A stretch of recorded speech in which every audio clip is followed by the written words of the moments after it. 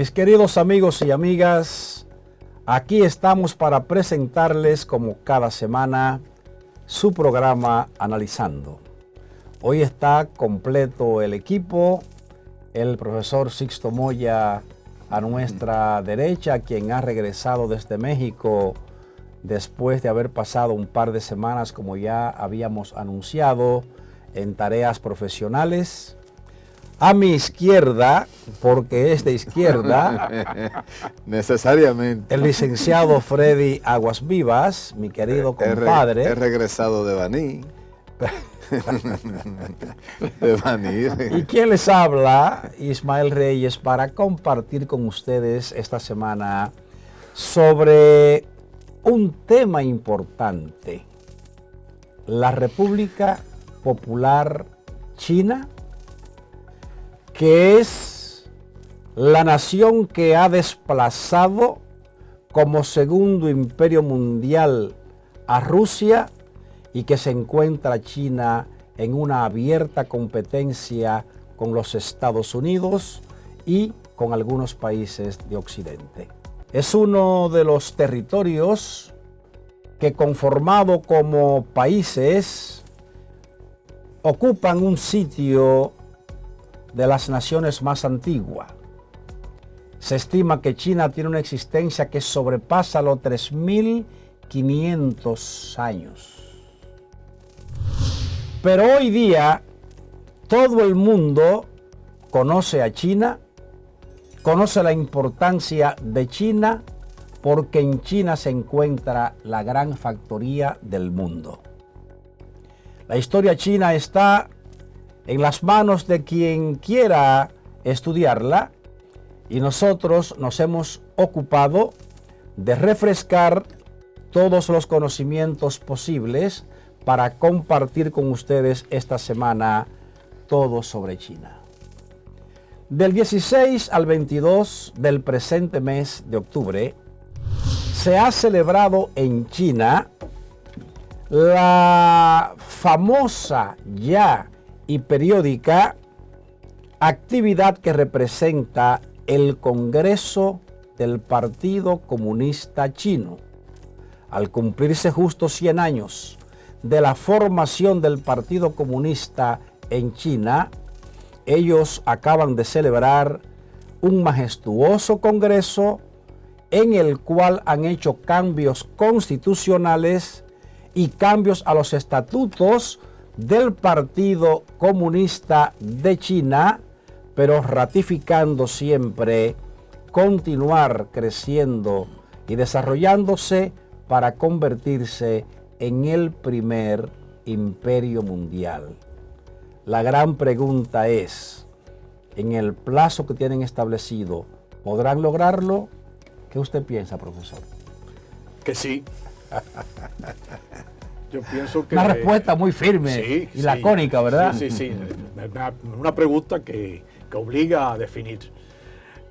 Yo creo que sí, porque eso no se inventa en un día. Han trabajado décadas en este proyecto.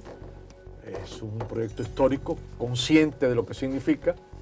Y esto, yo lo decía hace un rato, acá, fuera de cámara, que en política no hay sorpresas, hay sorprendidos. Y los sorprendidos son aquellos que no saben leer la historia. Los sorprendidos son aquellos que quieren ver las cosas de una manera y no entender la realidad. Entonces, cada quien a su manera, con sus proyectos ideológicos, con su formación, en algún momento pudo pensar que, como dijo Fukuyama, en su famoso alegato después de la caída de la Unión Soviética, que era el fin de la historia, que era un mundo unipolar y que se imponía el desarrollo capitalista para todo el mundo. Y no vieron lo que estaba pasando en China.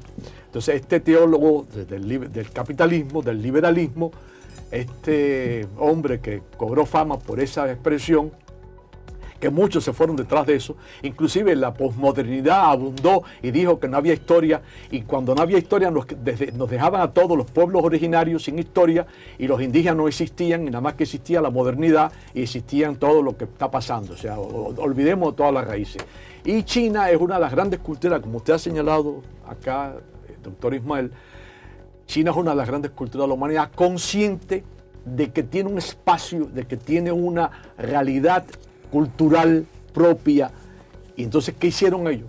Lo que hizo el Imperio Romano. El Imperio Romano crece respetando la llegada a cada cultura que llegaba. O sea, Roma fue imponiendo sus leyes, fue imponiendo regulaciones económicas, pero respetaba las culturas. Llegó a Egipto y respetó lo que estaba pasando. Llegó a Asia y respetó. O sea, ese imperio se quedó. Y así hizo la Iglesia Católica, que viene con Constantino, el cristianismo, después, y se impone como un gran imperio. Y ese modelo que China está haciendo ahora, que está estableciendo, si nos vamos al Vaticano, vamos a ver lo mismo. Que un papa llega, crea sus cardenales, y esos cardenales se reeligen al papa al que viene de acuerdo con los intereses del que está en el poder. Así lo hizo Benedicto XVI para imponer a Francisco, y así lo está haciendo Francisco para imponer al próximo papa, que ya no es decidido por la curia romana. Esto que pasó en China, en el 20 Congreso, era una situación que se venía anunciando porque Xi Jinping fue acumulando más y más poder para poder dirigir desde un proyecto que trae de siempre, porque es un ideólogo, como lo fue Ratzinger, Benedicto XVI en el Vaticano, salvando las distancias y tal vez exagerando la comparación.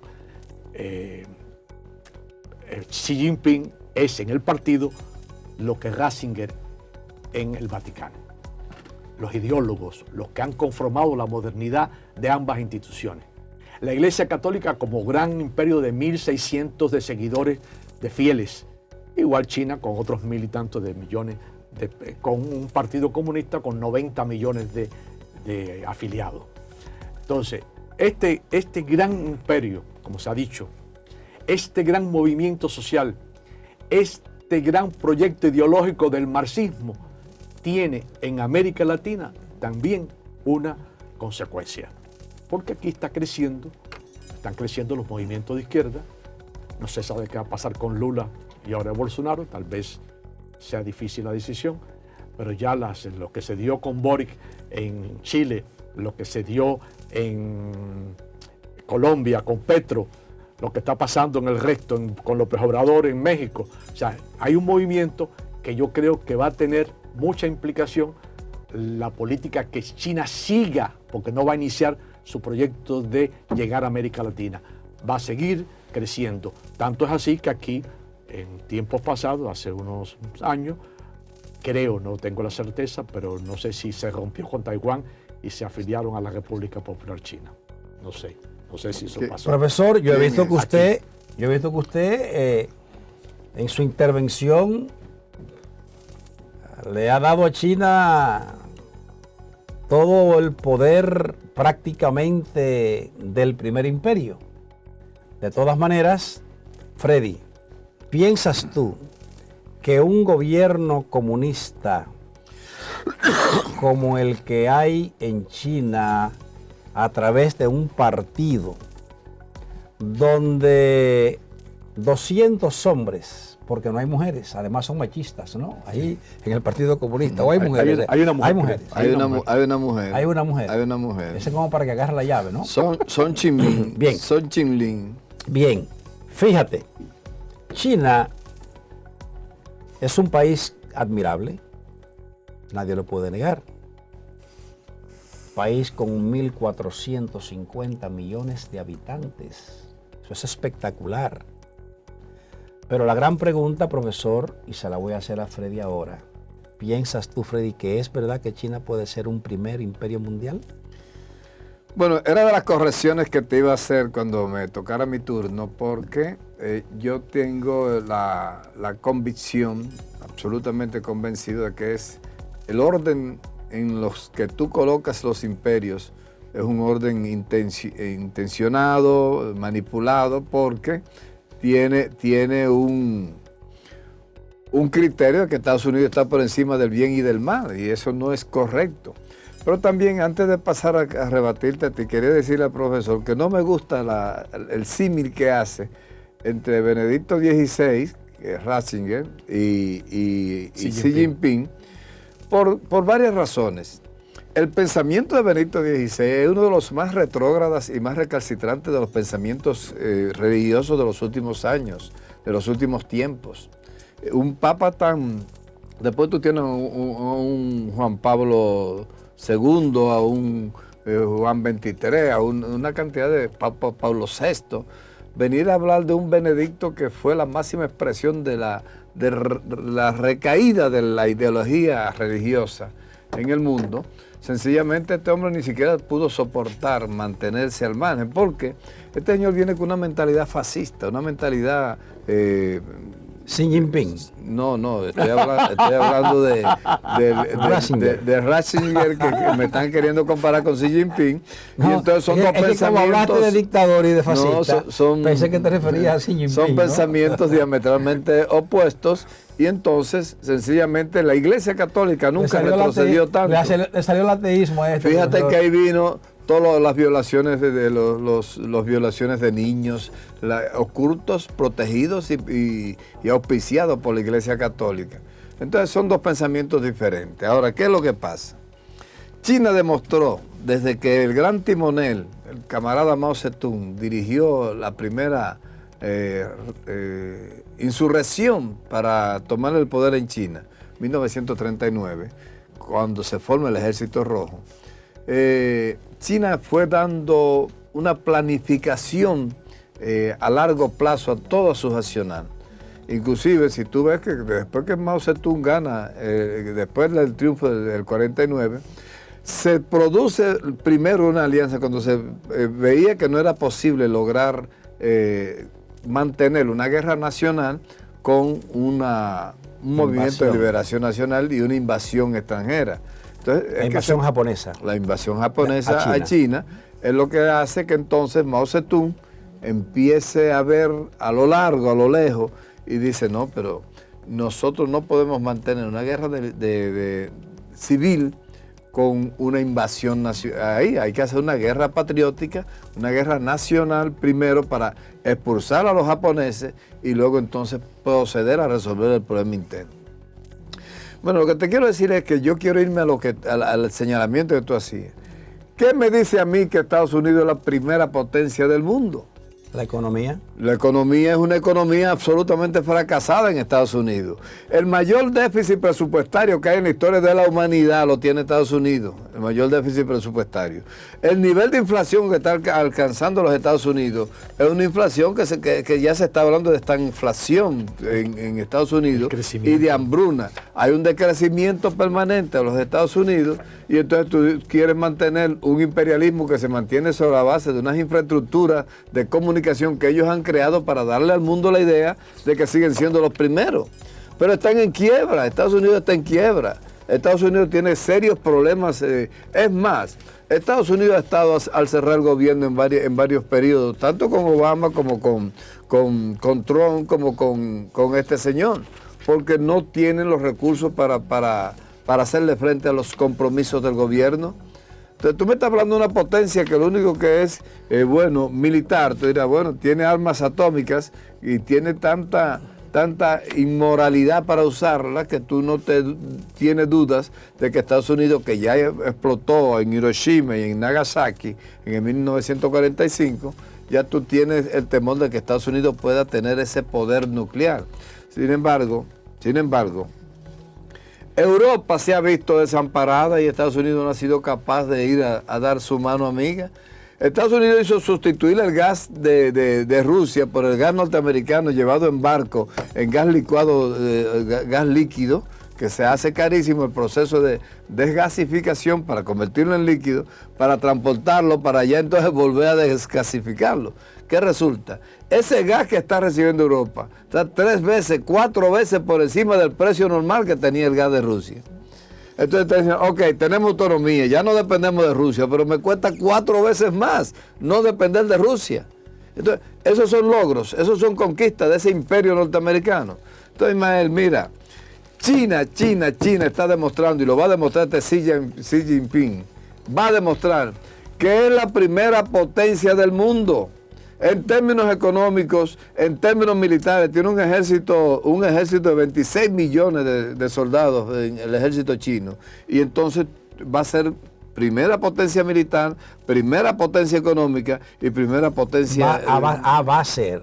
Está haciendo. Pero tú dices que Te va a ser. acaba de explicar, profesor. Pero si va a ser, no lo son. Las inversiones que tiene Nicaragua. Pero si va a ser, no lo son. No lo son. Porque si tú ignoras, por ejemplo, datos que lo podemos corroborar vía redes sociales en cualquier escenario que tú quieras. Mira, China, en el año 1949, cuando Mao Zedong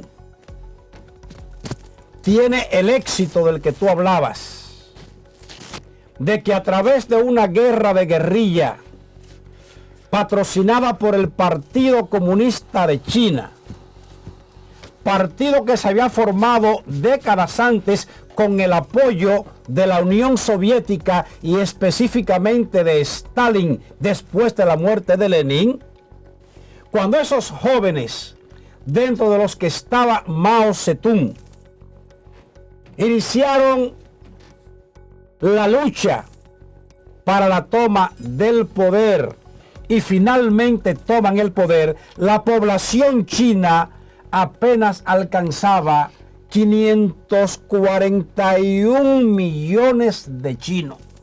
Año 1940. Un país atrasado, lleno en la pobreza, en la miseria, feudal, en la desesperanza. Feudal. Con una economía de subsistencia. Un sistema feudal era lo que había ahí.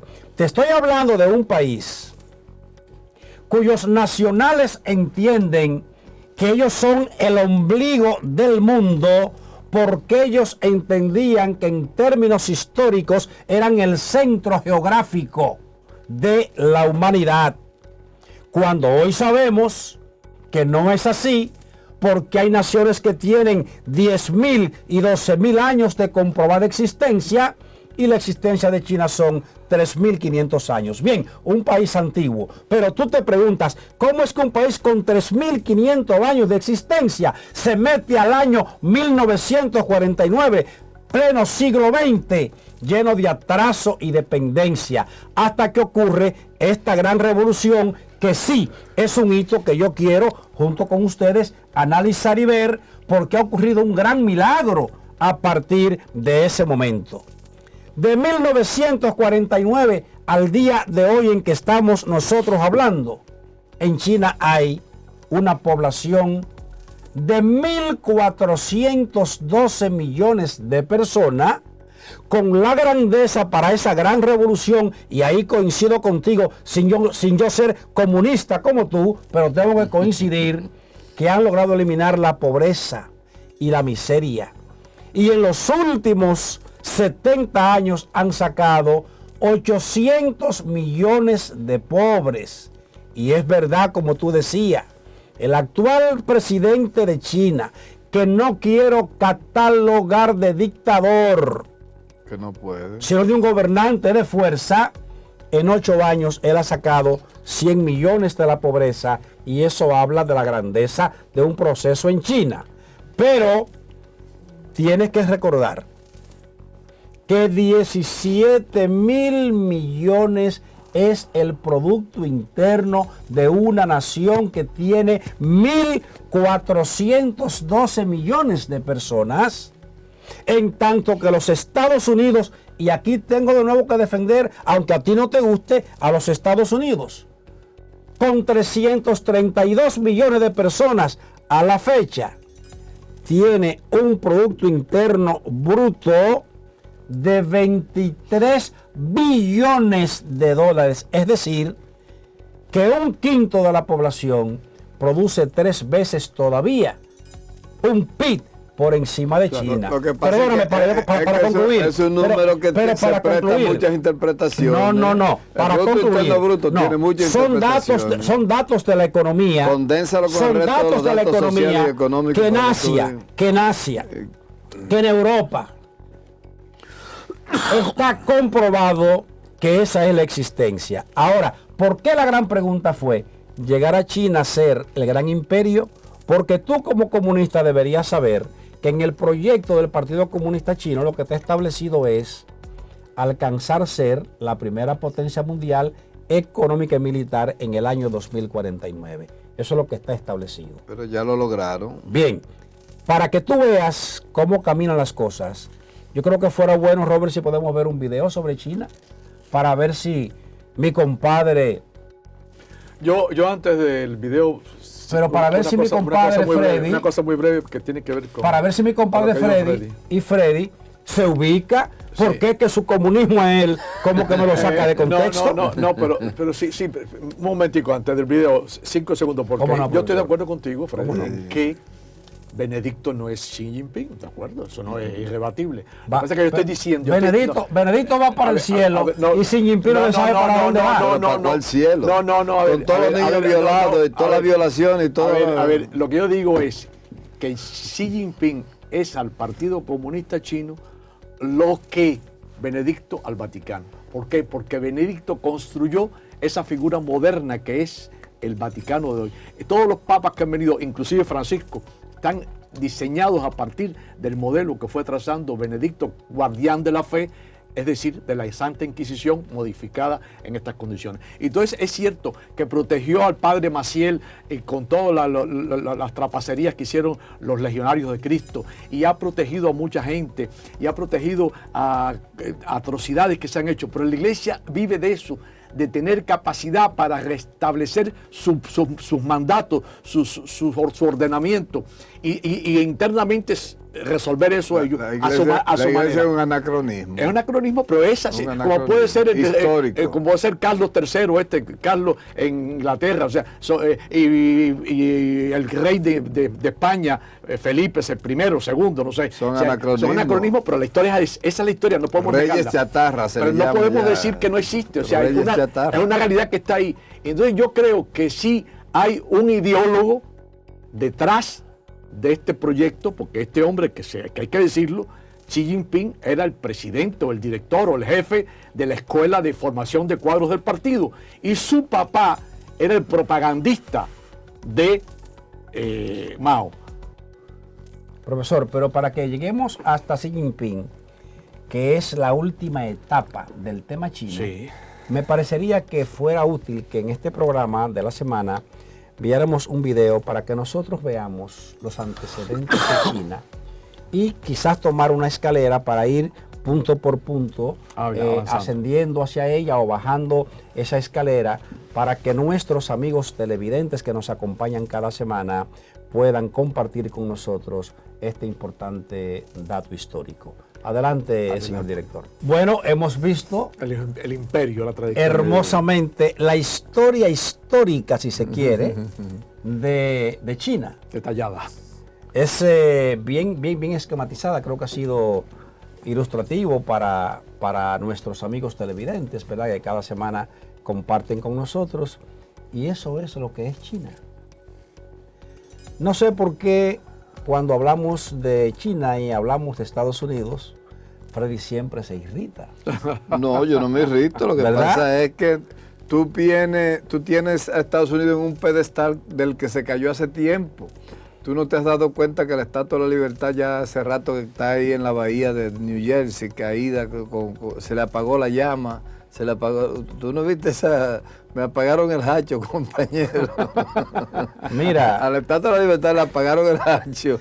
Y entonces, lo que pasa es que tú las cosas serias las coges de juego, porque si estuvieras enterado, sabríais que hace un mes, que después de estar cerrada la estatua por reparación, se hizo una inauguración con de la esa sola estatua. Óyeme, los símbolos se hizo una poder. inauguración de esa estatua y le han restablecido el brillo y el esplendor en esa bahía de New York. Era necesario. Óyeme, abandono punto total de referencia para los propios chinos cuando van a los Estados Unidos. Pero no nos vamos a perder, profesor, porque aquí hay que establecer lo siguiente.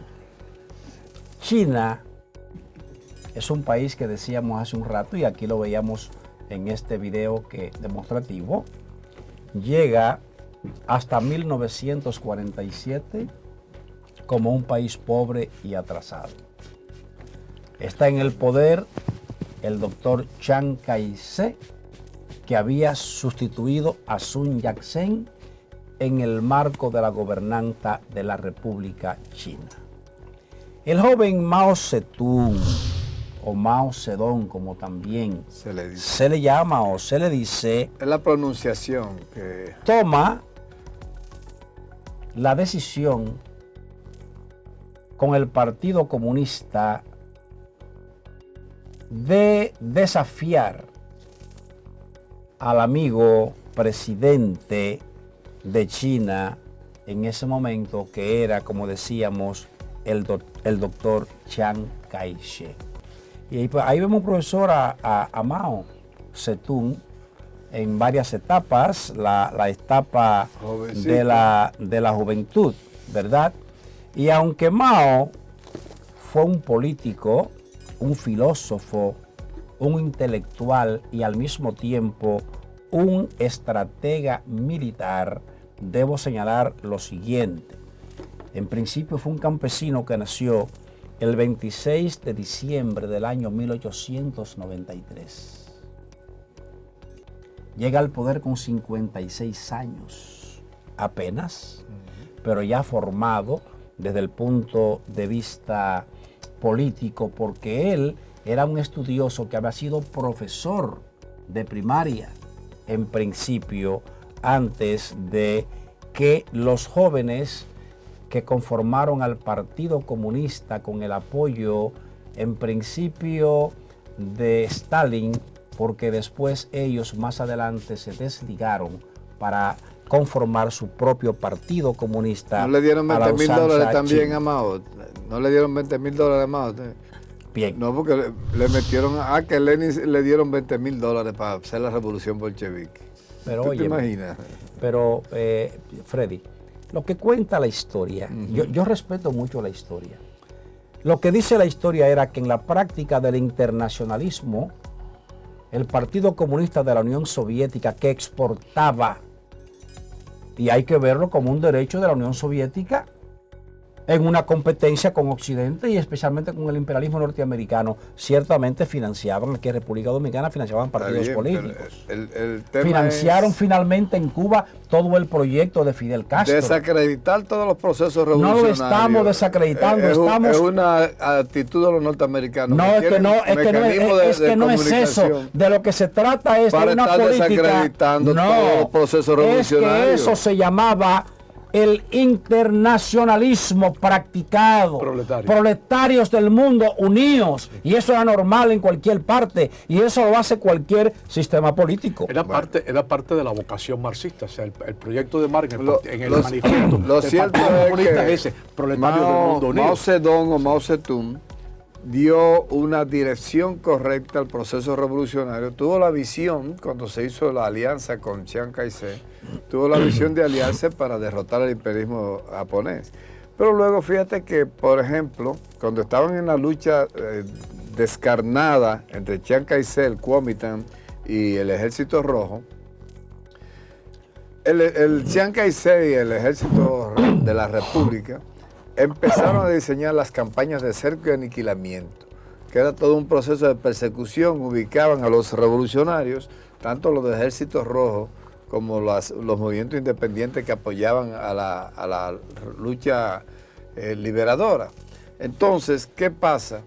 Que era difícil un enfrentamiento frontal entre el ejército del Kuomintang y el Ejército Rojo, porque el Ejército Rojo solo usaba la táctica de la guerra de guerrilla para hacer sus enfrentamientos, que mantenía loco a un ejército convencional, a un ejército tradicional. No sabe cómo lucharle a la guerra de guerrilla, porque la guerrilla te golpea y se va, te golpea. El ejército convencional viene una artillería y voy con una artillería y nos matamos y nos desbaratamos todo el mundo. Desde los tiempos de las espadas, era así que aquí no, aquí el ejército revolucionario irregular planifica, te ubica y te planifica un atentado. Es más, yo te decía cómo se siguen las tácticas de guerra de Máximo Gómez. Máximo Gómez mandaba a 3 gente a ubicar dónde estaba acampando la tropa española.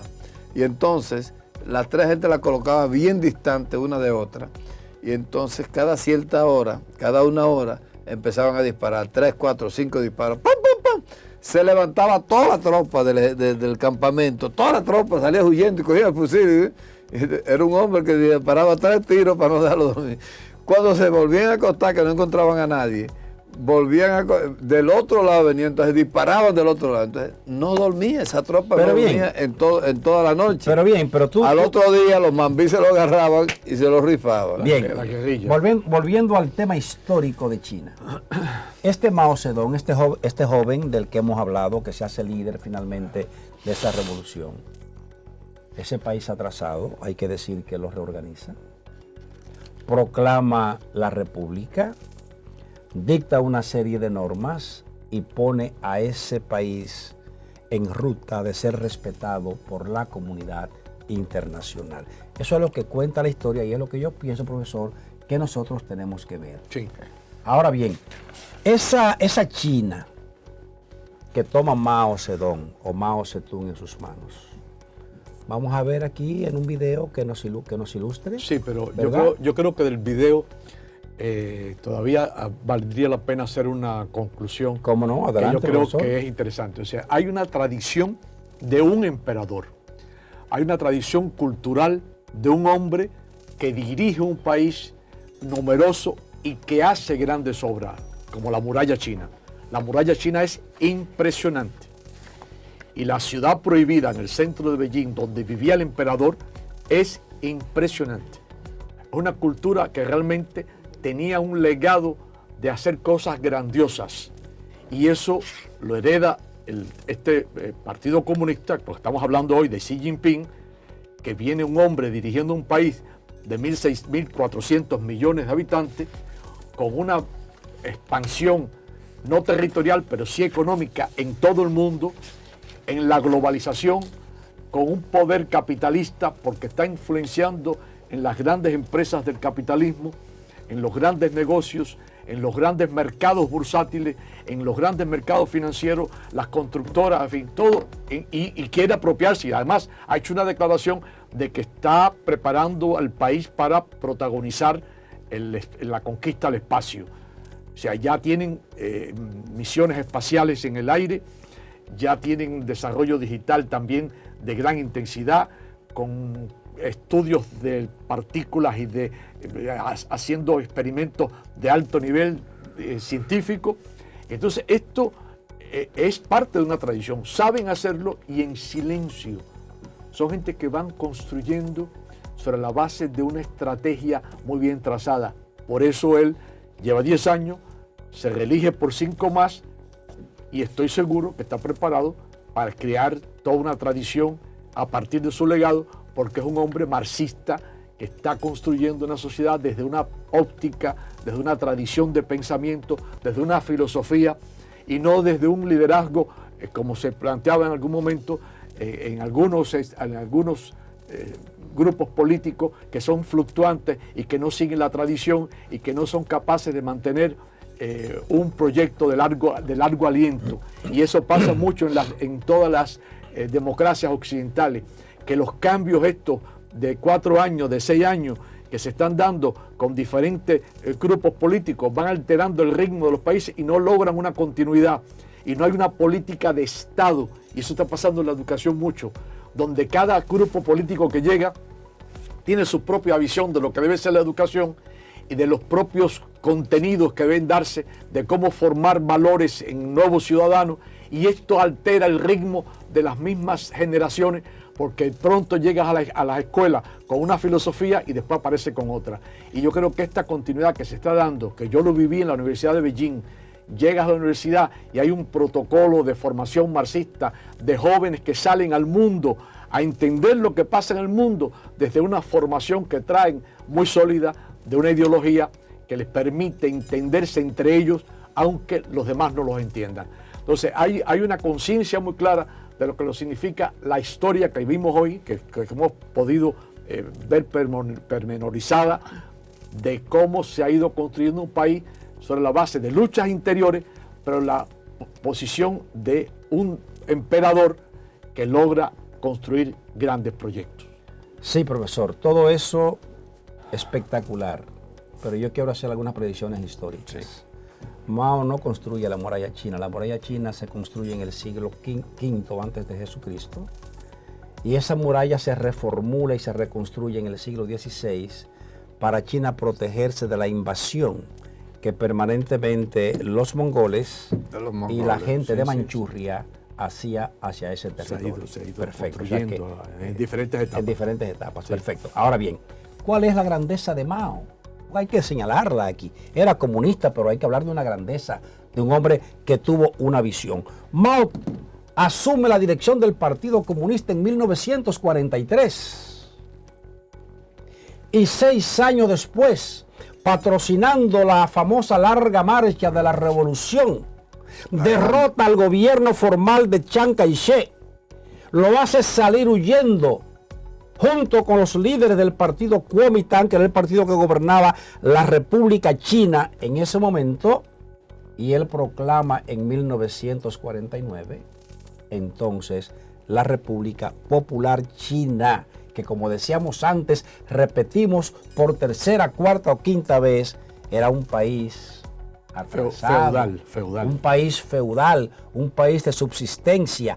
¿Por qué? Porque China se había cerrado al mundo y por vía de consecuencia no se habían desarrollado a la par que otros continentes. Perdón, pero sí, que esto sirve para aumentar el nivel político de la sociedad. O sea, ese es uno de los planteamientos que se ha dicho a nivel internacional, que es decisivo para hablar de la calidad democrática de un país. Un país con este nivel de participación, con este nivel de preparación política, para entender de qué se tratan los procesos electorales, para entender de cuál es el funcionamiento de los partidos, para entender cómo se da la pluralidad, para entender cómo se dan los consensos y llegar realmente a los problemas esenciales con una vocación plural, incluyente, que permita construir un país con todos y para el bien de todos, como decía José Martín. Pues muy bien. Ismael había pedido un video que debemos ver y luego de ahí vámonos a pausa para regresar a comentar el video. Perfecto, ese es un video que yo pienso que nos vas a decir a nosotros la China que tomó Mao y la China después de Mao. Okay. Adelante, señor director.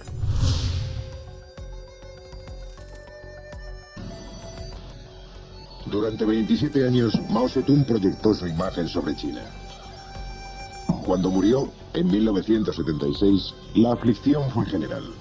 Nadie, ni siquiera los propios chinos, tenía una idea clara de lo que iba a suceder.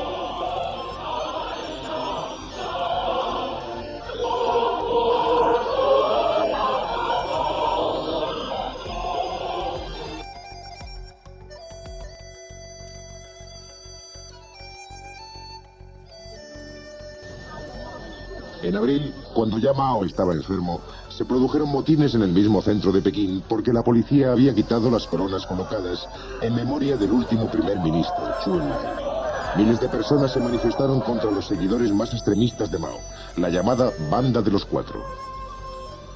El líder de este grupo radical era la propia esposa de Mao, Jiang Qin. Era una mujer ambiciosa y calculadora a la que no faltaba valor. Esperaba suceder a Mao y continuar a intensificar sus ideas revolucionarias. El hombre que sirvió de chivo expiatorio por los motines de Pekín fue su gran enemigo Deng Xiaoping. Él quería menos revolución y más realismo. Una política basada en el sentido común que elevara el nivel de vida de 1.000 millones de chinos y que hiciera al país próspero y fuerte. Con el tiempo, como veremos, las ideas de Deng triunfarían en China. 5 años después surgiría como líder indiscutible del país. Pero en 1976, la Banda de los Cuatro dijo que Deng quería volver al capitalismo y fue destituido. En su lugar, una figura mucho menos conocida, Hua Guofeng, fue designado sucesor forzoso a través de un pacto entre los radicales y aquellos que en secreto simpatizaban con la línea reformista de Deng. Como vimos en el video anterior, el gran Mao Zedong hizo un ejercicio de poder hasta el año 1976. Desde que proclamó la revolución en 1949 hasta 1976. 27 años. La llamada dictadura de Mao Zedong, el libro rojo. Ahí va con lo de dictadura. ¿Verdad? Y Hubo también... En ese periodo, desde el 1966 hasta el 1976, que es cuando muere el 9 de septiembre, Mao Zedong impulsó la revolución cultural, que era todo un proceso de limpieza y depuración de los procesos revolucionarios para determinar quiénes no eran marxistas y quiénes eran marxistas. Y entonces la revolución cultural fue un periodo un poquito hasta sangriento, si se quiere. Yo no quiero mancharte tu exposición, porque si tú quieres también podemos ver la hambruna, la crisis, la pobreza, la miseria y el dolor que Mao repartió al interno de China para hacer la rectificación que él quiso hacer. Pero no quiero entrar en esa parte para que vayamos hacia donde tenemos que llegar en este programa de la semana, dale para allá, que le dejemos allá, un aporte a nuestros televidentes. Mao agota su jornada como presidente de China, ya viejo, ya anciano, con más de 80 años, tiene que retirarse y le pasa entonces el poder, el Partido Comunista Chino, a su sucesor, Deng Xiaoping, en el año 1978. Este Deng Xiaoping, al igual que Mao Zedong o Mao Zedong, fue un revolucionario y un estadista que se desempeñó como líder supremo de la República Popular China desde diciembre del año 1978 hasta 1989. Ahí está, con el expresidente de los Estados Unidos, Jimmy Carter, o Jimmy Carter, como le dicen en los Estados Unidos. Y este es el hombre, Deng Xiaoping, profesor, y Freddy, que a diferencia de Mao, que a pesar de los cambios internos y de la reestructuración de China en la parte interna, este hombre entendió que si China no se abría al mundo, China no iba a tener prosperidad. Y él es el que hace el diseño para establecer relaciones con Europa, relaciones con otros países de Asia, relaciones con los Estados Unidos de Norteamérica, porque él entendió que si los Estados Unidos, una nación que se forma como tal en 1776 y ya en el año 1945, cuando termina la Segunda Guerra Mundial, si eran ya un imperio, verificó el porqué y se dio cuenta que se debía al tema de la economía del mercado. Por eso él, consciente de que Hong Kong, en posesión de Inglaterra, era un territorio chino, copia el modelo de Hong Kong, lo lleva a China y ahí entonces comienza la gran apertura china. ¿Qué le parece, profesor? Sí, es un hombre visionario, ya estaba encaminando el país a un proceso ya de socialización más amplio, de industrialización, de verse, después de la revolución cultural, de la famosa banda de los cuatro, que estaba liderada por la mujer de Mao. Esto creó un clima muy complicado al interior del país. Y esto creó una relación interna muy tensa, que el propio Partido Comunista se vio en la necesidad de abrirse, de abrir sus fronteras, de abrir su visión del mundo y no hacia adentro. Porque la banda de los cuatro, en esa revolución cultural, la meta era que China era autosuficiente y no tenía que dejarse invadir por Occidente, que no tenía que dejarse penetrar por la ideología de Occidente, que no había que vivir las industrias culturales propagadas por los Estados Unidos, por el imperio, el rock and roll, los Beatles, esa visión de que era una cultura propia, histórica, tradicional, llena de tradiciones que había que respetar. Porque siempre esa cultura fue una cultura intervencionista. Aquí metieron la droga, aquí metieron con los soldadescas norteamericanas que vino en el 65. Metieron la música moderna, el rock and roll, la droga, las discotecas, toda esa nueva, para alienar a la juventud. Sí.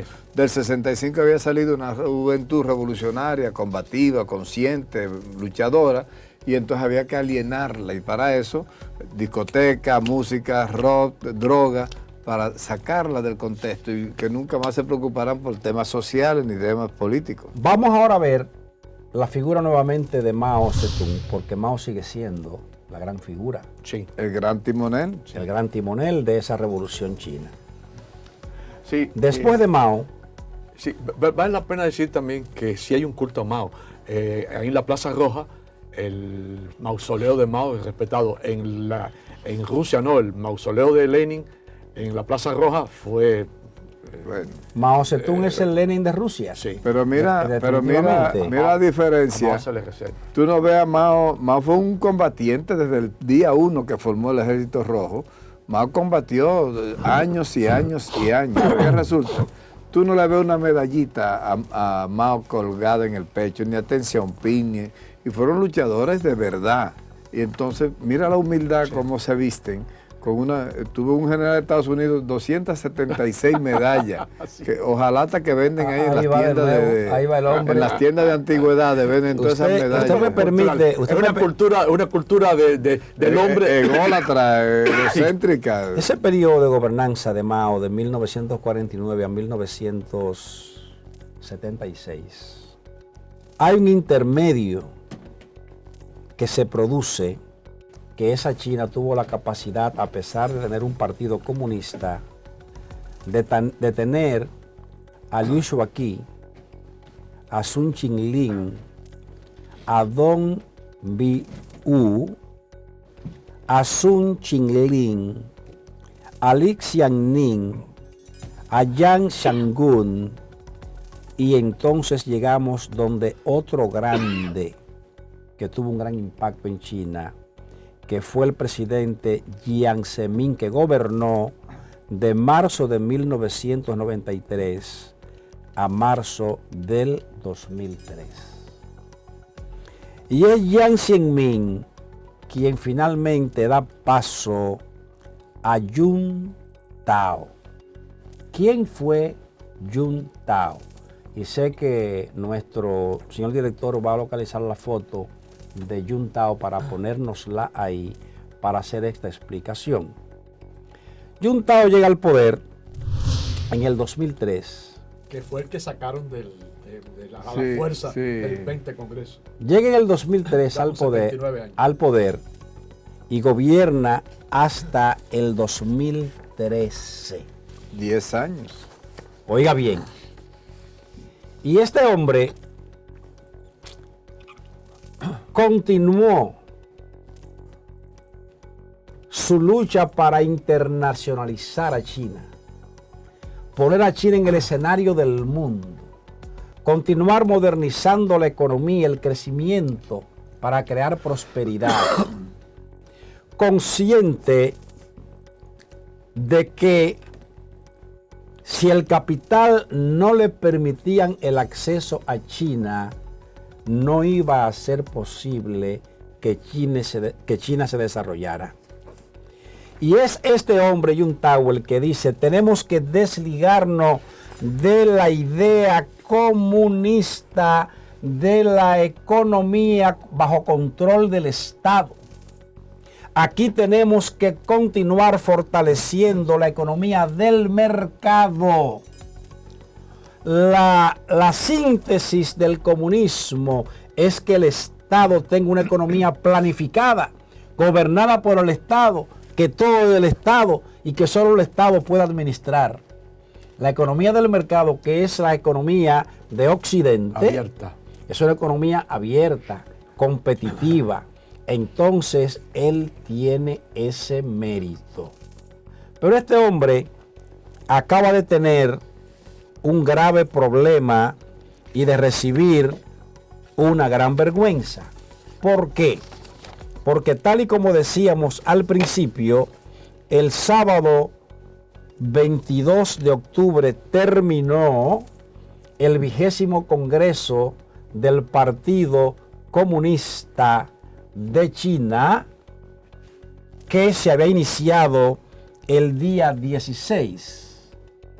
Y al final de la jornada, y gracias señor director por la fotografía, nos encontramos que este señor está sentado a la izquierda del actual presidente de China y socio de Freddy, Xi Jinping.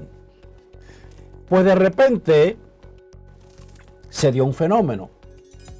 Y es que en el discurso de apertura el día 16, el presidente Xi Jinping había prácticamente depotricado, destruido toda la obra que este hombre ya con 80 y tanto de años, 79.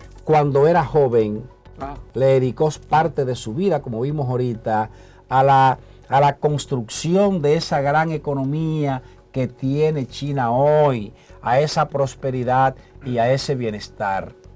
Y es Juntao quien le traspasa a Xi Jinping el poder. Pero Xi Jinping, que estaba agotando su segundo mandato, sabía que en los estatutos del Partido Comunista y en la Constitución china estaba permitido solo porque así se estableció 2 mandatos quinquenales. Y un límite de edad también. Y un límite de edad. ¿Qué hizo Xi Jinping? Que bajo control de los 200 delegados que comparecían a ese congreso del Partido Comunista. No, 2.000 delegados, 2.300 delegados. Yo dije 200 delegados. Sí, 2.000. No, 2.000 delegados para seleccionar 200 dirigentes del Comité Central, para que estos eligieran a los 25 del Politburó, que a su vez elegían a 7 finalmente. Los que seguidores fieles de los que pertenecen al gobernante, el pensamiento de Xi. Sí.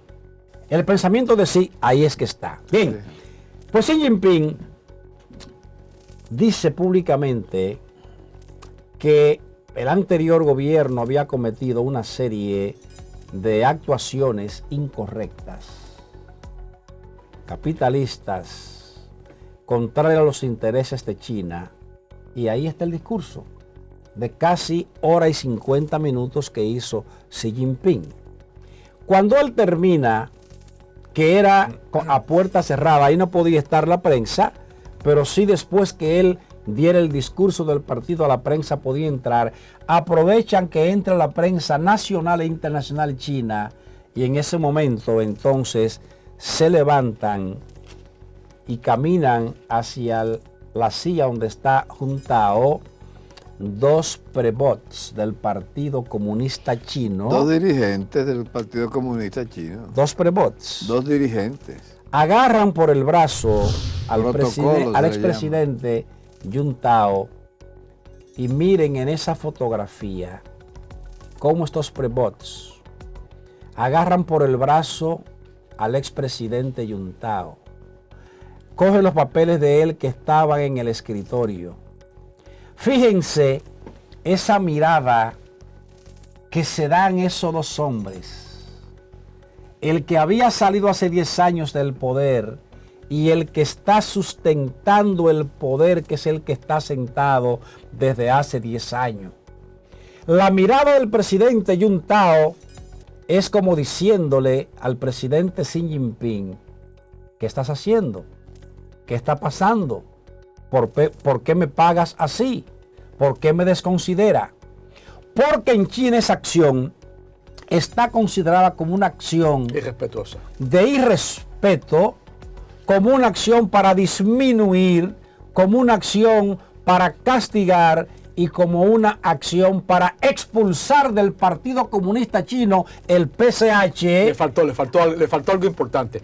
Para decirle a los demás que ese hombre también que nadie, que ese está en cárcel, pero que nadie está por encima del que toma las decisiones. Perfecto. Es una decisión también de poder. Perfecto. O sea, yo tengo el control de esta situación y aquí cualquiera por debajo de todos están expuestos a que tienen que salir si no siguen las reglas del juego. Pero profesor, ahí las reglas del juego. Fíjese cómo él mira a los prebots. Sí.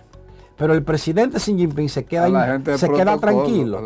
El presidente Xi Jinping se queda tranquilo. Ahí él se para y le reclama al presidente. Y el presidente no le hizo ni caso. Perdón, dale. ¿Qué lectura más terrible? Pero sí, dale atrás un poco. ¿Qué lectura más terrible? Perdón, dale atrás sentado. Ahí, este se va a levantar y el otro lo jala. El que está al lado lo jala. Ahora, déjeme darle una explicación. El que se va a levantar Sí. es nada más y nada menos. También lo sacan. También lo sacan. Óigame, es nada más y nada menos que el principal líder del Congreso chino, que había quedado en esa posición Sí, es que está ahí. porque era un hombre de la confianza total del presidente Juntao. Ahí, oye, está. En la sesión de días anteriores, siendo él un hombre de jerarquía más elevada en el Congreso, Xi Jinping y su equipo lo dejan sin funciones, lo sacan del liderazgo que él tenía. Por eso, eso estaba Fíjese que ahí está sentado por jerarquía el presidente Xi Jinping, que está en el mandato, a su lado el presidente Juntao, que hace 10 años le traspasó a Xi Jinping, y a su lado está el exsecretario de él, Y que es el único, cuyo nombre ahora no lo tengo así en la mente, presidente pero que vivo. lo vamos a conseguir, ese nombre. Y entonces, ¿qué ocurre? Que ocurre ese papel, se da ese papel. Este hombre, Hu Jintao, de 79 años de edad, con él se da una demostración de purga en escenario público, con la actitud que no es nuevo. con la actitud nada compasiva del presidente Jinping. Es que son las prácticas, no es nuevo. Así ha sido las reglas del juego. Hay unas reglas de juego establecidas a nivel de Asia. Eso pasó en Singapur. Las purgas son permanentes. El que llega al poder llega para ejecutar el poder, tener todo el poder y no repartir el poder. No se comparte. Déjeme decirle que aquí tengo un fragmento que voy a leer del discurso que había hecho en la apertura del Congreso del Partido Comunista el presidente Xi para atacar al presidente Juntao y llevarlo a esa acción de desconsideración. Le dice: vamos hacia la consolidación del poder ante un complejo ambiente a nivel internacional plagado de desafíos internos. Como han hecho notar miembros de la cúpula del partido, que destacan los éxitos extraordinarios que nosotros hemos obtenido. Entonces Xi Jinping, cuando expresa todo esto, se abroga de que en 10 años es que ha sido el gran éxito de China, no reconociendo los éxitos anteriores que desde Mao Zedong ahí fueron existiendo. Quien coloca la mano y está de lado ahí es Li Keqiang, que había sido el hombre de confianza del expresidente Juntao. Cuando él ve esa acción en contra de su ex maestro, que se va a parar, el cuarto compañero que está al lado lo ala como para decirle: tranquilo, presérvate. No te equivoques. Presérvate para que no te pase lo mismo. Y aquí yo quiero concluir de la siguiente manera. Y es que el comunismo es algo apetecible para alguien que precie la libertad. Y le dejo a ustedes la pregunta. Bueno, sí. Gracias, sí. señor director. Yo pienso que si tú te vas al 6 de enero al Congreso norteamericano, al Capitolio, y ves el desorden que hizo la máxima expresión del capitalismo mundial, resulta que el desorden, la violación de todos los símbolos de la democracia, los símbolos de la apertura, de la confraternidad. Las bandas armadas de Donald Trump asaltaron un congreso en pleno capital norteamericana sin que la policía hiciera nada, sin que el ejército hiciera nada, sin que nadie, es más, ni siquiera los mismos ciudadanos fueron capaces de reaccionar con energía para proteger su congreso. porque aquí se iba a modificar la Constitución y las fuerzas políticas rodearon el Congreso e hicieron una situación de resistencia. Entonces, Ismael, ver eso ahí te habla de una organización. ¿Por qué? Hay un señor que cometió algunos errores, le están haciendo una purga, y tú decías ahorita, esos congresos no entra una sola camarita, ni en bolígrafo, ni en celular, ahí no entra nada, porque son absolutamente controlados. Ahora, ¿qué pasa? ¿Por qué había cámaras tomando esos momentos precisos? Porque decía el profesor Sisto, había que mandar un mensaje, había que dejar una contundente mensaje de que hay cosas que no se pueden hacer. Este señor había sido ubicado como un conspirador. Ustedes verán, por ejemplo, que 30 días antes del Congreso desapareció Xi Jinping del escenario. Es más, se hablaba de un golpe de Estado, de que no aparecía, de que lo habían secuestrado, y el hombre estaba montando el dominio, control absoluto del Partido Comunista Chino. Perdón, pero es que tú en tu intervención estás diciendo que tú eres partidario de que una nación, de que un país pueda ser gobernado con semejante talante. Bueno, ¿Tú no sientes que eso es un desprecio a la democracia, un desprecio a la libertad, ¿Cuál democracia? un desprecio a la dignidad de las personas? ¿Cuál democracia? Los Estados Unidos de Norteamérica, porque ahí tú tienes 2.200 delegados, y le dice, los Estados Unidos de Norteamérica te eligen el presidente 256 votos delegados de los estados. 2.586 personas te eligen un presidente. Y entonces tú dices, bueno, ¿dónde que está? Los colegios en electorales. Estados Unidos vota el 17% de los inscritos electorales. Pero tú puedes tener más votos de la población y no los distritos electorales. Como pasó con Hillary Clinton. Con Hillary tenía 4 millones más pero está ni doble, espérate. Porque el problema es que esa democracia norteamericana, ¿quiénes votan en Estados Unidos para elegir el presidente? ¿Cuántos votantes hay inscritos y cuánta gente va y vota realmente? El 17% vota. De ese 17% gana la mayoría, el que gane más votos de los estados y una barbaridad. Freddy. Y eso es lo que... Son las reglas del democracia. Son las reglas del juego. Esas son las reglas de juego. Yo creo y hay que respetar esas reglas de juego. Aquí hay que entender, si tú estás jugando, que es lo que pasó con Juan Tao, no entendió las reglas del juego. No las entendió. Si ni él la transgredió. Si ni él ni sus seguidores están en la jugada, él no hace nada ahí. Ustedes me permiten. Yo político, no voy al Congreso. Ustedes, Aquí no hay democracia. perdón. Aquí no hay democracia. Ustedes me permiten hacerle una pequeña reflexión. Si es pequeña, sí. Es pequeñita. No, nada más nos quedan 2 minutos. Es pequeñita. Es propio de la dignidad humana vivir satisfecho en un sistema político donde hay un solo partido. A ver, esas son las reglas del juego. Esas son las reglas de un solo partido. Los chinos tienen el derecho de romper esa vaina. Es que lo fusilan. No me interesa. Es que lo fusilan. No lo fusilan. Todo el que en China. Pero ven acá. Señora, la matanza de Tiananmen. 1.500. Y las agresiones en la Plaza Roja. 1.450 millones de gente. Y la prisión de y no pueden tumbar un gobierno. 1.400 millones de gente. Pero Freddy. No, lo que pasa pero Freddy, si los chinos se sienten bien con su sistema. Pero allá en Hong Kong que aprendieron lo que es la democracia. Tú le quieres a través de los ingleses.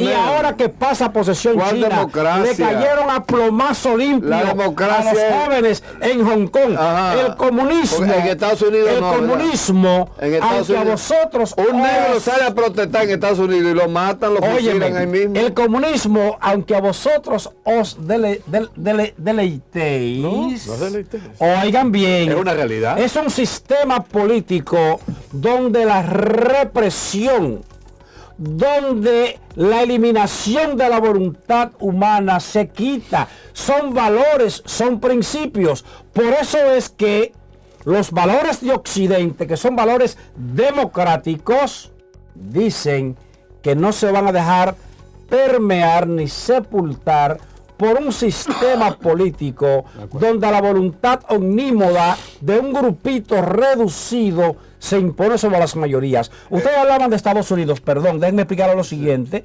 para que entiendan. En los Estados Unidos se abre votación nacional para todo ciudadano norteamericano que quiere votar. 36 personas votan. Perdón.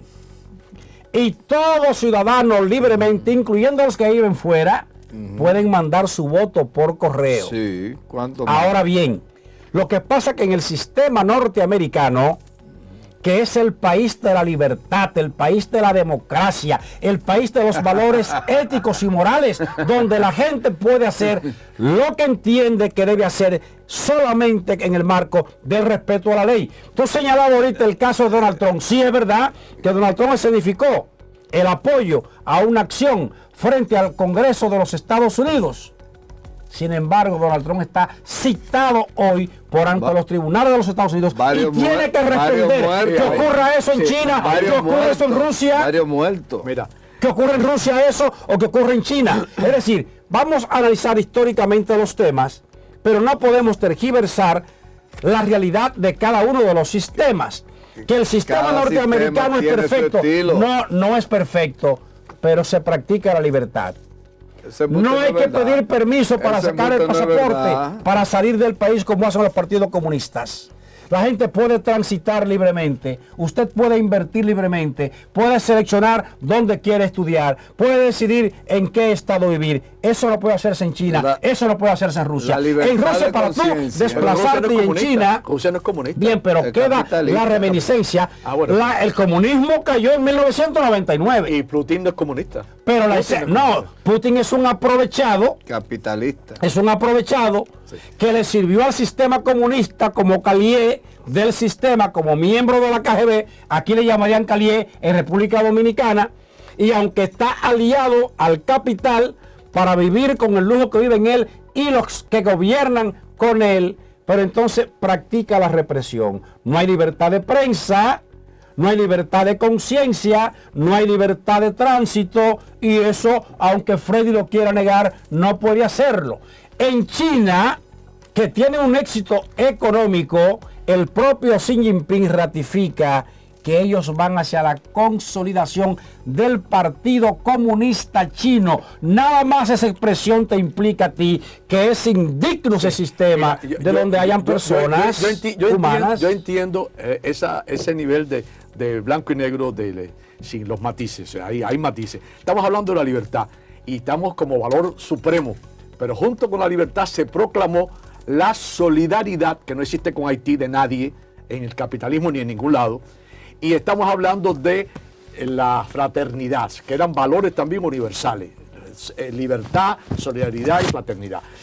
La Revolución Francesa, de ahí viene todo este tema de cómo construir la democracia. Pero hoy la democracia está amenazada no por Xi Jinping. Hoy en Sí está amenazada por Xi Jinping, profesor. Pero sí está amenazada por Xi Jinping la libertad. La libertad está en el mundo. En el mundo está amenazada la libertad. Garantizada. Él está entrando en la economía de mercado. Si eso es lo que le critica a él. Él está entrando en la economía de mercado. Él va a meterse en la economía de mercado. Él va a entrar en las reglas del juego del capitalismo. Él está construyendo una sociedad en la cual pueda interactuar con todo el mundo. Está abierto al mundo. Preservando los criterios ideológicos. Sin embargo, esas democracias grandes europeas construidas con el modelo norteamericano hoy se están cerrando porque la derecha en Suecia, la derecha en Italia, con la que acaba de subir la señora hasta que acaba de llegar, están cerrando la frontera, son xenófobas, son racistas, son elitistas y están creando un encerramiento que no tiene nada que ver con la libertad. Con esa libertad que usted está planteando. Hay una derecha en crecimiento brutal en Europa. Profesor, ¿a usted le gustaría que viéramos? Fracasando. Perdón, ¿a usted le gustaría que viéramos, si el señor director fuera tan amable, el video 4? Para que tomemos conciencia de lo siguiente. Adelante, señor director. El Partido Comunista Chino cumple 100 años y China está inmersa en una extensa campaña para celebrarlo. Bajo el gobierno de ese partido, China se ha convertido en la segunda economía del mundo y en una superpotencia mundial. Pero ¿cómo lo lograron? ¿Y cuáles son los desafíos para el futuro del partido? Eso es lo que explicamos en este video. Comenzó con un grupo de menos de 100 personas, pero hoy el Partido Comunista tiene más de 92 millones de miembros. ¿Cómo lo hizo? Se fundó sobre la base de los principios del marxismo-leninismo y los comunistas rusos ofrecieron ayuda y dinero para apoyar al partido. Los comunistas chinos siguieron sus instrucciones y comenzaron a sumar adherentes entre los trabajadores de las ciudades de Shanghái, Guangzhou, Nanjing y Wuhan. Pero China era un país rural con una enorme población campesina. Así que uno de los líderes, Mao Zedong, se focalizó en hacer crecer las bases de los comunistas chinos en el campo. El partido se trasladó a Hunan y luego a Xianji, y desde allí comenzó a construir su primera base revolucionaria. La estrategia fue rodear a las ciudades de zonas rurales, y funcionó. El partido se convirtió así en una poderosa fuerza política que luego fue capaz de derrotar al partido nacionalista Kuomintang y de llegar al poder en 1949. Pero ¿cómo está organizado el partido? Bueno, su estructura es como una pirámide. En la cima están los 7 miembros del comité permanente del llamado Politburó, con el secretario general a la cabeza, quien actualmente es el presidente Xi Jinping. Ellos están en el epicentro del liderazgo y del poder. Y son ellos los que están a cargo del Politburó, compuesto por los 25 más altos funcionarios del gobierno, los militares y otras entidades importantes del partido. El Politburó es elegido por el Comité Central, que es una suerte de consejo de dirección del partido. A su vez, el Comité Central es elegido por 2.300 delegados del Congreso Nacional, que es convocado cada 5 años. Y en la base de esa pirámide están los 92 millones de miembros del partido. El partido controla a todos los altos funcionarios del gobierno, los líderes de las empresas estatales, escuelas, hospitales y grupos sociales. Tiene incluso comités en las comunidades más apartadas. Ser miembro del partido aumenta las oportunidades para trabajar y ser promovido en el gobierno. El partido pone mucha atención al control ideológico. En la actualidad lo hacen a través del control de Internet y de la censura de información, y del conocimiento de la historia disponible para el público. Esto data de los tiempos en los que Mao Zedong estaba en el poder. Mao quería que la gente creyera en Marx, en Lenin y en él mismo, y mostrar que China había encontrado una mejor manera de manejar la economía que los rusos. Fue entonces cuando puso en marcha la famosa política El Gran Salto Adelante en 1958. Una agresiva campaña de industrialización que tenía como objetivo transformar la economía china, tradicionalmente agraria. Se instalaron quemadores industriales en zonas urbanas y se animó a la gente a buscar chatarra para alimentarlos. Pero el acero con el que contaban no era suficiente, y eso, unido al pobre desarrollo científico, fue en gran parte culpable de la gran hambruna de los siguientes 3 años. Pero Mao no se desalentó y lanzó una nueva campaña en 1966, la llamada Revolución Cultural, que tuvo en la mira a intelectuales y rivales dentro del Partido Comunista y a la que muchos tildaron de represión ideológica. El partido reclutó a un grupo de jóvenes llamados los Guardias Rojos, encargados de atacar públicamente a los oponentes del partido. Muchos fueron torturados y asesinados, mientras Mao buscaba mostrar su poder y destruir a sus rivales. Actualmente el partido ha estado reescribiendo la historia de esa llamada Revolución Cultural. Al principio fue calificada como un desastre, pero ahora algunos detalles han sido contados de una manera diferente a conveniencia del partido. The whole rationale, I think, of the rewriting of the history by the Xi Jinping and the current leadership is to demonstrate that the party has always been doing the right thing since its creation in 1921. ¿Y cómo cambió el partido después de Mao? En una sola generación, China pasó de ser un país muy pobre a un país de ingresos medios. Gracias al sucesor de Mao, Deng Xiaoping, China marcó un camino de reforma económica. En 1978 presentó la política de reforma y apertura conocida en Occidente como la Apertura de China. Implementando una política de libre mercado, atrajo a empresas extranjeras a China para hacer negocios. Aunque la economía de China creció rápidamente bajo Deng Xiaoping, sus reformas políticas encontraron resistencia. En 1989 los estudiantes pidieron democracia y libertad de expresión en la plaza de Tiananmen, pero las protestas fueron aplastadas brutalmente por el partido. In order to survive as a party state, the party needs to eliminate any threat which would jeopardize the current one-party state. ¿Y cómo es el Partido Comunista hoy en día? Pues desde su adhesión en 2001 a la Organización Mundial del Comercio, China se abrió a un nivel de comercio mundial aún mayor, y pronto el país se dio a conocer como la fábrica del mundo. En 2010 superó a Japón como la segunda economía más grande. En la China actual, las personas son más ricas y se puede decir que tienen más control sobre sus vidas. Eligen las escuelas a las que enviar a sus hijos o a dónde quieren ir de viaje. Pero el control del partido sobre el país y su gente sigue siendo fuerte. Desde que el presidente Xi Jinping asumió el mando del partido en 2012, se ha reforzado el control de la sociedad. China está construyendo sistemas de vigilancia masiva y usando tecnología de macrodatos para censurar información en línea. Pero el partido enfrenta crecientes desafíos externos. Por ejemplo, la relación entre China y Estados Unidos ha seguido siendo tensa. There are a number of areas where we are fundamentally at odds, including China's actions in Xinjiang, with regard to Hong Kong, Tibet, increasingly Taiwan, as well as actions that it's taking in cyberspace. ¿Pero qué le espera a futuro a este partido que cumple 100 años? Con la iniciativa One Belt, One Road, también conocida como la nueva ruta de la seda, China está construyendo trenes, carreteras y puertos en muchos lugares, aunque ha sido criticado por cargar a algunos países con un gran endeudamiento. Para contrarrestar su influencia, los líderes del G7 planean apoyar económicamente a esos países para que construyan ellos mismos una mejor infraestructura.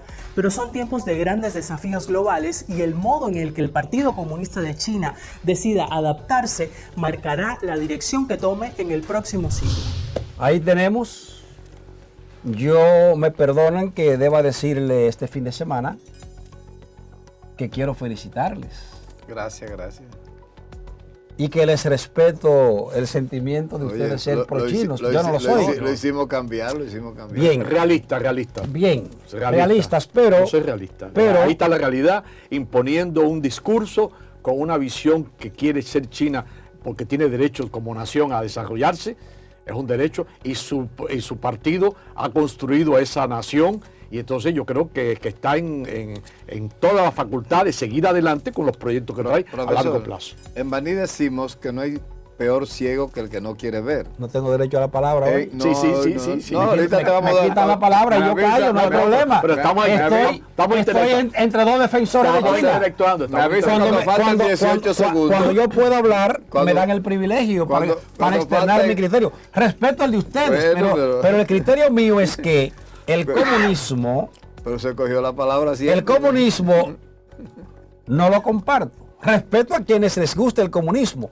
A quienes les guste vivir en un sistema como el Partido Comunista Chino, lo respeto, pero no comparto.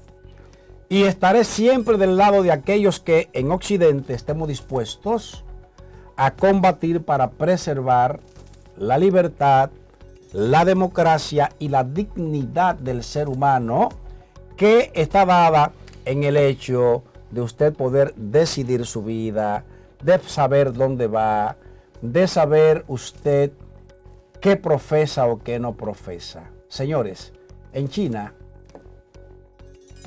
las religiones cristianas no pueden sobrevivir porque les tumban las iglesias. Porque son el opio de los pueblos, dijo Mao Zedong. Perfecto. Pero ese opio de los pueblos, para usted y para los chinos, para nosotros los cristianos, tiene un valor que no vamos a negociar. En Europa están quemando el Corán. Bien, sí. Pero en Europa, en cualquier país de Europa civilizado, usted va a Francia, usted va a Inglaterra, usted va a Francia, a Inglaterra, usted va a Suiza, usted va a Italia, usted va a España, y usted ve las mezquitas erigidas con respeto de la autoridad. El Corán lo puede quemar cualquier desatinado que con un tema personal pueda hacerlo, pero no a nivel institucional. Hay libertad religiosa. El tema es que en el comunismo hay una confusión entre el poder político y el Estado. En China, todo aquel, al igual que en Rusia, que disiente del poder, lo fusilan, va preso o es castigado severamente. Hay control de la prensa. En China nosotros no hubiésemos podido estar en un programa como este abierto, exponiendo con libertad nuestras ideas. En Singapur, aunque a veces mi compadre Freddy me quiere imponer aquí en el programa el sistema chino. No, lo que pasa es que hay una realidad que se ha impuesto.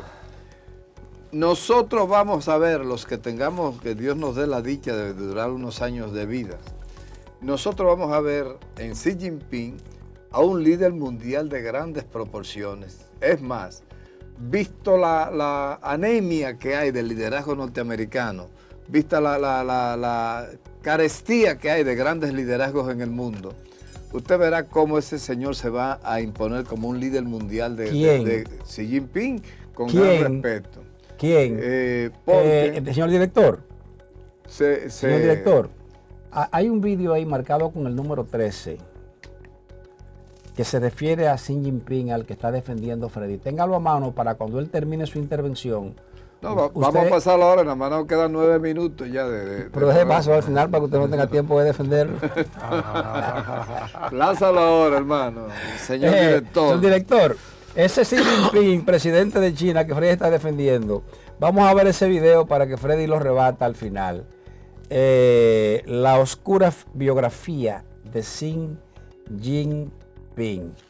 El señor director, si la puede conseguir, dele sonido y vamos a ver este video y a escucharlo con atención. Adelante, señor director. Vladimir Putin, Kim Jong-un, Víctor Orbán, Rodrigo Duterte, Xi Jinping. ¿Qué tienen en común todos estos personajes? Por un lado, como no, el carácter autoritario de sus gobiernos. Y por otro, que cada uno tiene una o varias biografías completas que nos permiten saber de dónde vienen y quiénes son, y también saber qué esperar de ellos. Bueno, de todos no. De Xi Jinping se sabe tan poco de su pasado que es conocido como el hombre sin biografía. Bueno, sin una creíble, digamos. Según los expertos, los libros con la cara del líder chino en sus portadas se dividen en 3 tipos. Hagiografías cuasi mitológicas, solo publicadas en chino, panfletos demonizantes prohibidos en China, o estudios de investigación sobre su carrera, que ponen su cara en la portada, pero que no alcanzan a excavar en su vida más allá del relato común, controlado desde el régimen. Y es que, desde que llegó al poder, el Partido Comunista se ha encargado de guardar bajo 7 llaves su historia real y contar un mito que encaje a la perfección con la evolución del pueblo chino. Un mito que traza el camino de Xi Jinping desde una granja de cerdos hasta convertirse, 50 años más tarde, en el hombre más poderoso del mundo. Un mito que suena siempre a propaganda y que complica la labor de comprobación a su alrededor y que hace que las preguntas se acumulen. ¿Cuánto de verdad y cuánto de mito hay en su pasado? Y sobre todo, ¿cuáles son las ideas y planes del líder más poderoso que ha tenido China desde Mao Zedong?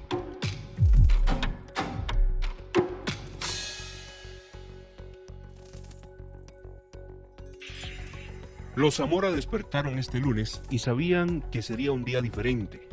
En el barrio del Socorro llegaría el presidente de un país de 1.300 millones de personas. Xi Jinping y su esposa Peng Liyuan llegaron antes de las 4 de la tarde a la casa de Marco Tulio Zamora y Ruth Calvo, que junto a sus hijos son una familia cafetalera, representativa de los valores costarricenses. A él le gustó y él dice que él se crió en un ambiente puramente como el de nosotros, campesinos, trabajando en el campo y estudiando, y que, bueno, gracias a Dios llegó hasta ahí, ¿verdad? Esta escena, de junio de 2013, contiene todo lo que la propaganda del gobierno chino ha querido siempre vender como el relato oficial de la vida de Xi Jinping. I think that is part of his story today. He went down amongst the people. He's not an elite. He's actually someone who has experience right at the most basic level. Certainly that's what's used in Chinese propaganda about him. Sin embargo, la historia real es ligeramente distinta. Xi Jinping nació en 1953, en el seno de una familia pudiente de la élite. Su padre era el ministro de propaganda de Mao, y poco después llegaría a convertirse en vicepremier chino. Su primera infancia la pasaría acudiendo a los colegios de la élite política y correteando por los pasillos del Songnanhai, la Casa Blanca china en Pekín. Si bien, a principios de los años 60, su vida dio un vuelco total, con los primeros arranques de la revolución cultural de Mao. En 1962, su padre cae en desgracia, purgado y encarcelado por los nuevos comunistas, que ajustan cuentas con los viejos.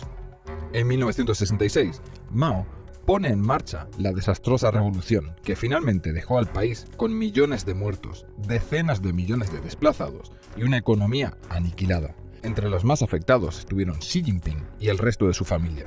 Su madre fue enviada a un campo de trabajo y su hermana murió en extrañas circunstancias, entre sospechas de suicidio y asesinato. El relato continúa en 1969, cuando el joven Xi, de 15 años, termina desterrado a un pequeño pueblo en la provincia de Shanxi, dentro del plan de Mao de enviar a los más jóvenes al campo para endurecer a la clase joven urbana. It was a harsh training and, kind of really divided society between, the good classes and the bad classes. So it was really turbulent. And I think, Xi Jinping is sort of really part of that generation, so this is really marks it out. De los siguientes 7 años en Shanxi, se cuenta que Xi Jinping vivía en una cueva y que dormía en una cama hecha de ladrillos, comiendo y cenando gachas de avena día tras día. Una época de la vida del presidente que el gobierno chino conmemora con lo que es casi un parque de atracciones en su honor en el pequeño pueblo de Shanxi, para la delicia de los más devotos. A los 22 años, Xi Jinping tomaría el camino de vuelta a Pekín, dando comienzo a la gran y misteriosa peripecia hacia la cima de la jerarquía del Partido Comunista. Aunque los inicios no fueron sencillos, algunos dicen que Xi Jinping fue rechazado en el Partido Comunista hasta 10 veces antes de conseguir su ingreso en 1974. Tenemos esta idea que sufrieron mucho, entonces que van a odiar el partido. Es totalmente el contrario. A pesar de sufrir de la revolución cultural, es una familia es una familia comunista, pero 100%. Tiene discurso sobre los genes comunistas, los genes rojos. Estoy profundamente convencido que él tiene esa idea casi mesiánica del Partido Comunista. En los años siguientes, Xi Jinping combinó su actividad política con sus estudios de ingeniería química en la prestigiosa Universidad Tsinghua. Al finalizar, en 1979, entra a trabajar como secretario de Geng Biao, viceprimer ministro y ministro de Defensa del gobierno de Deng Xiaoping. La siguiente década de los años 80 es la década de la paciente escalada política de Xi, haciéndose valer en las zonas rurales. En 1982, con 29 años, es enviado a la provincia de Hebei a servir como secretario adjunto del partido en la región. 3 años después, empezaría su etapa clave en Fujian, como miembro del partido y vicealcalde de la localidad de Xiamen. Allí conoce y se casa con la famosa cantante Peng Liyuan en 1987 y que será su esposa hasta la fecha. Mis amigos, ahí está la realidad, monda y dironda, y sabemos que la verdad siempre sale a flote. El programa de esta semana está casi concluyendo y lo dedicamos a un tema bastante interesante y muy importante, porque China se proyecta desde el punto de vista de una segunda potencia mundial en términos económicos y militares hoy hacia una primer potencia en el futuro, y están trabajando para ello. Obviamente, los chinos se van a encontrar con personas como yo, que nos vamos a oponer siempre al comunismo, venga de donde venga, pero respetaremos también a aquellos que entiendan que deben trabajar junto con China. La palabra es suya, mi compadre Freddy Aguas Vivas. Pienso que oiremos hablar muchísimos años más de Xi Jinping como un gran líder mundial. Profesor. Sí, yo creo que estamos ante una realidad que se va a imponer, que es un proyecto estratégico, que no es una invención, que no sale de la nada. Creo que hay toda una proyección hacia América Latina que tenemos que tener en cuenta. América Latina está evolucionando también y yo creo que los tiempos que van a venir hay que estar preparados. Dice que en política no hay sorpresas, hay sorprendidos.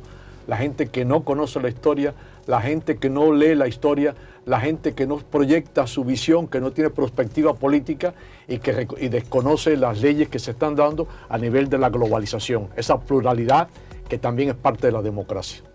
Mis amigos, de esta manera hemos llegado al final del programa de esta semana, su programa Analizando. No hacemos otra cosa ya, porque el tiempo no lo permite, que no sea despedirnos de ustedes como cada semana, pidiéndole a Dios que bendiga a cada hombre y a cada mujer nacido en la República Dominicana, pero sobre todo que Dios bendiga siempre a nuestra patria. Hasta la próxima semana, si Dios quiere. Amén. Su Mundo TV.